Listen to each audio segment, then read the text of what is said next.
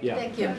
General Milley yesterday had a pretty staggering assessment of the casualties from Russian casualties in this war so far, saying that 100,000 have been wounded or killed.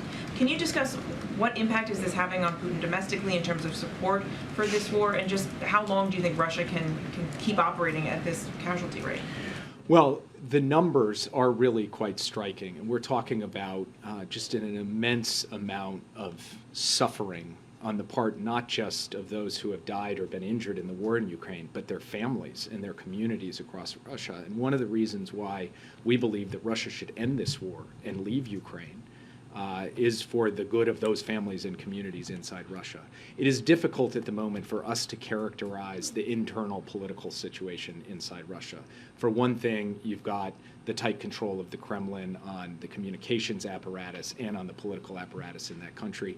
For another, all of us in this room see surprises in our own domestic political context, so trying to be effective armchair analysts of another country's political process is something we should have significant humility about.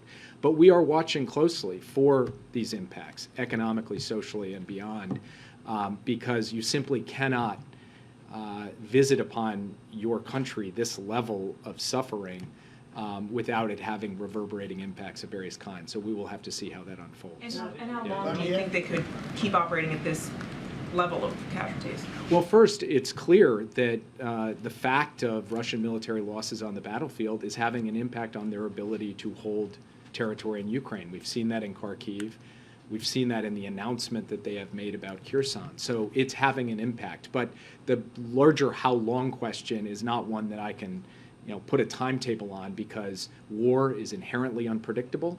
And so all we can do is continue to try and make sure that for our purposes, we're giving Ukraine what it needs to do its part, and then we will, of course, analyze how Russia is postured and positioned as we go forward. Yeah.